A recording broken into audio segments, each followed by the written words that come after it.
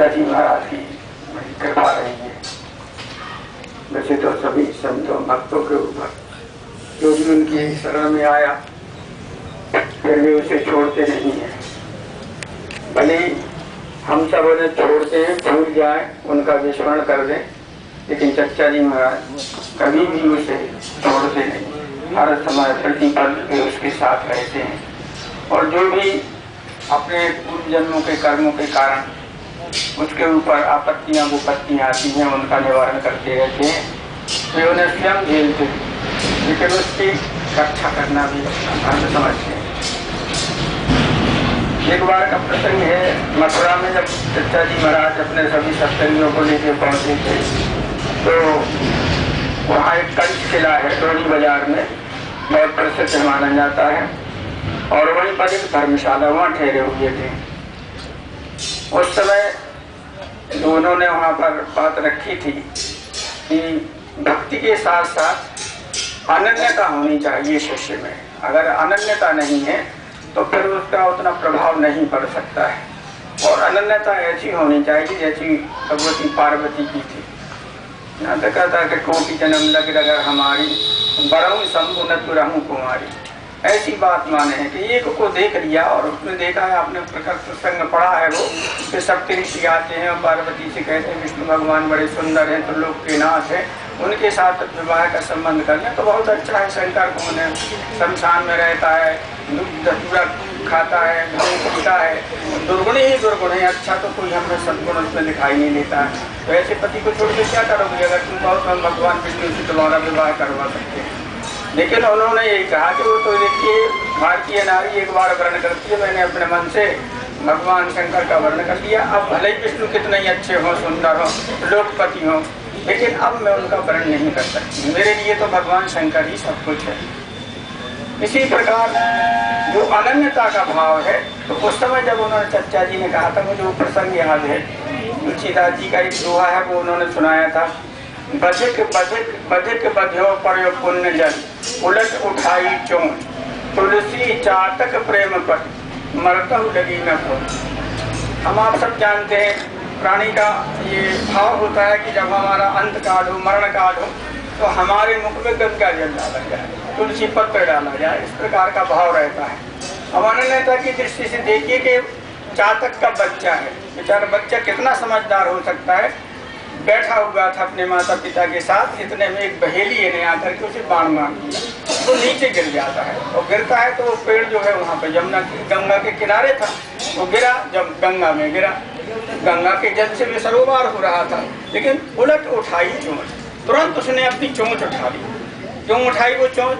कि कहीं गंगा का जल मेरी चोंच में न चला जाए, क्योंकि मेरी परंपरा रही, कुल परंपरा रही है कि हम स्वाति नक्षत्र का जल ग्रहण करते हैं और कोई हमें पानी, यानी गंगा जल तो सब शुद्ध माना जाता, पवित्र माना जाता है। अंतिम समय हर प्राणी की इच्छा रहती है कि मेरे मुख में गंगा जल हो, लेकिन उस चातक के बच्चे ने, छोटे से चातक ने अपनी चोंच उठा ली, उलट ली कि कहीं गंगा जल न प्रविष्ट हो जाए। तुलसी चातक प्रेम पट, मरतहु लगी न खोज। मर गया, लेकिन उसकी जो पवित्र जो वस्त्र था उसका, चातक का प्रेम पट है, उसके ऊपर तनिक भी दाग नहीं लग पाया। कौन सा दाग नहीं लगा? कि वो परंपरा जो चली आ रही है, उसकी कुल की परंपरा चली आ रही है, उसका निर्वाह किया उसने। तो ये अनन्यता की बात है। एक इसी तरह से मैं कबीर का दोहा सुनाया उन्होंने उस समय कि ऐसा भाव होना चाहिए गुरु के प्रति या अपने इष्ट के प्रति कि उसके अतिरिक्त फिर कहीं कोई है ही नहीं, उससे बड़ा कुछ नहीं है, ये भाव होना चाहिए। और हम सब संसार में रहते हुए, सच्चा जी ने वो आदर्श रखा है हम सबके सामने कि हम संसार में रहते हुए कैसे इन आदर्शों का पालन कर सकते हैं। उदाहरण दिया था कबीर के दोहे से उन्होंने कि ज्यों तिरिया पीहर बसे, सुरति रहे पिय माही, ऐसे जन जग में रह हरि को भूलत नहीं। अब आप सबको पता है, आप सबको अभ्यास है, हम अगर कहीं हैं, हमारा प्रियतम कहीं है, तो हम सोचते चलो 10 बज गए हैं, अब हाँ उन्होंने भोजन कर लिया होगा, अब इसके बाद हम भोजन करेंगे।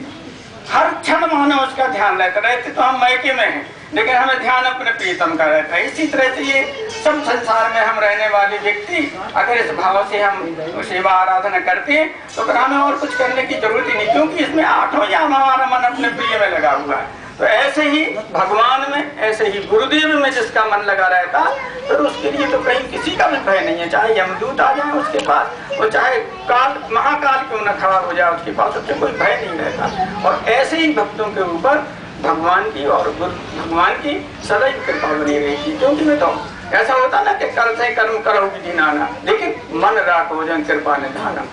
हमें अपने घर गृहस्थी के सब काम करना है।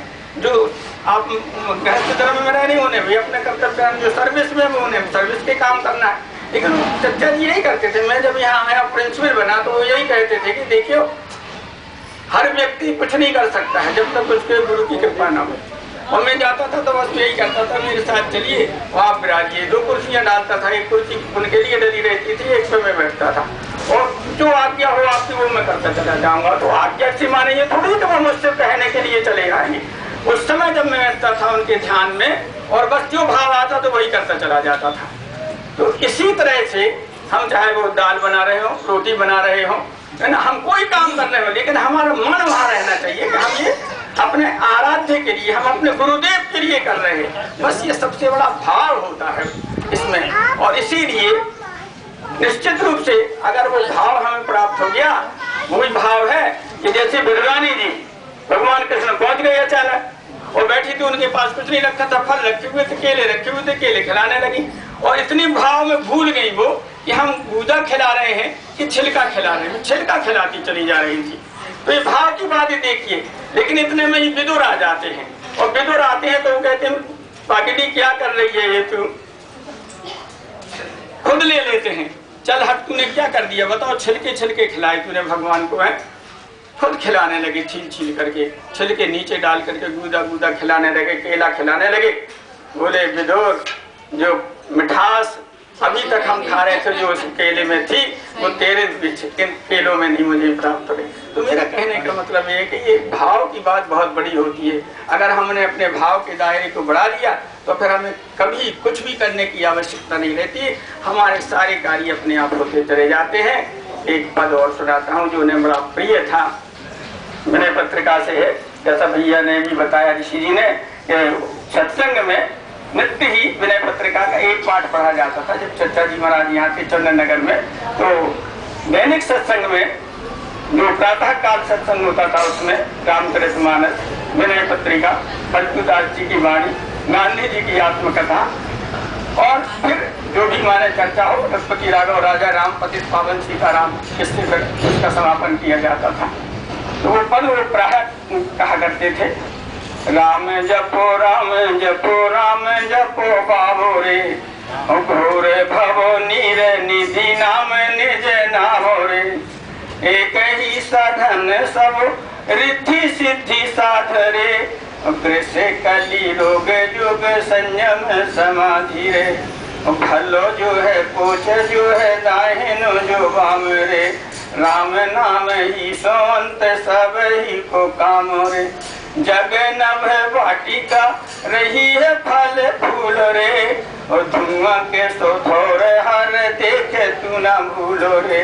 राम नाम छाड़ी जो भरोसो करे और रे, और तुलसी परोसो त्याग मांगे कूर कौर रे।